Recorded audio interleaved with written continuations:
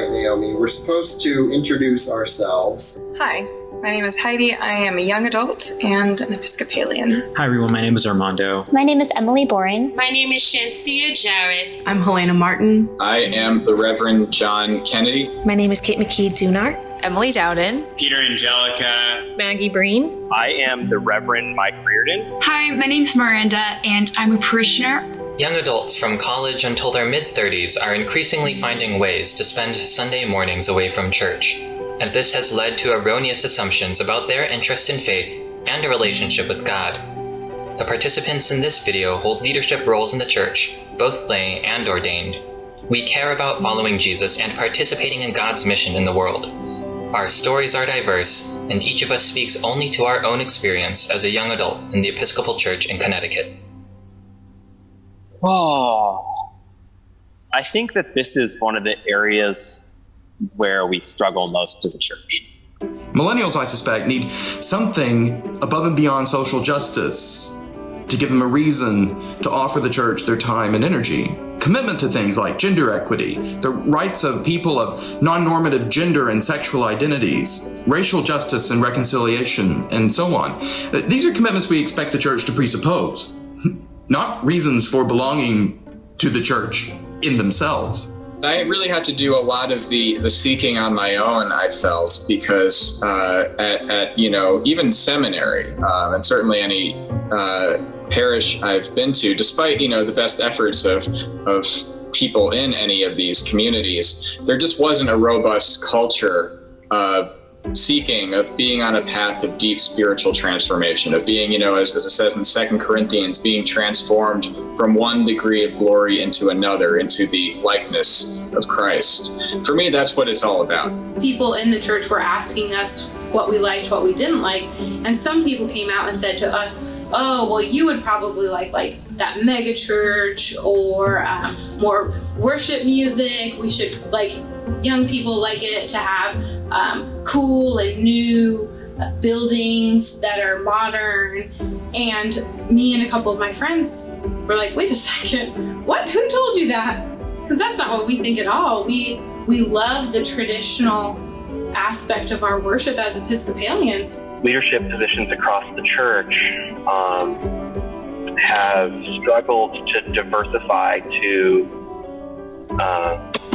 include people who are what we call young adults. I think, between 18 and 35, 18 to 40, on committees who are making decisions, on a diocesan level. I think it's really important to not have young adults feel like a side piece, but really integrated into the whole mix of what worship and church is. Why would a person come back to church if they always feel like they've been put aside?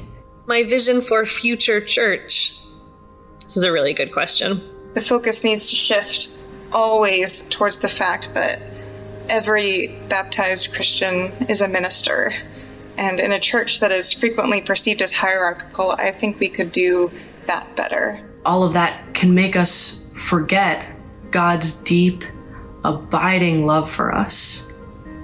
And the church is a way to help us remember that. And then as we remember that and we incorporate that love into our lives and our bodies and our hearts, we can start to figure out together as a church community, how does that love transform our lives and change the way that we move through the world? One thing I think that young adults can do to assist with the discernment of Christ in the church is bring their experiences from the workplace, from their childhood, from friendships and other relationships outside of the church, bring those into the church to help the church achieve its goals of showing people what to value and how to care for those values. The church that practices the social gospel, the real work of Jesus, and does more walking instead of talking, I guess you could say. While I personally appreciate the stability of a Sunday service, I know I'm not always able to attend a Sunday service, especially with being in college. There are a lot of extracurriculars, a lot of deadlines. I think that a way to engage more young people would be to offer more flexible options. What I think I actually would want more of is from a church and from our church is a space that encourages personal and collective practices of extemporaneous prayer. Having spaces and opportunities for intentional community is very transformative for young adults, and especially those who are discerning a vocation. And this vocation doesn't necessarily have to be in the priesthood, but it could be wherever God is calling them. Of course, formation can look like traditional education in our church school programs or our adult formation, but it can also look like volunteer opportunities, social justice and advocacy work, and involvement with communities and committees within ECCT or your local diocese. The Church of My Vision would also be a church that is willing to stretch the bounds of vocabulary and tradition. Can we call God she? Can we celebrate Black Lives Matter? In what ways can the church be the actual voice that is answering the most pressing needs and questions of the younger generation? We are a collection of people who are participating in the mission of Christ in ways that are both different and equally important. So how do we do it? That's the question, right? That's the question. Our voices only scratch the surface of the varied experiences and views of young adults in the Episcopal Church in Connecticut and in the church more broadly. So much remains unsaid.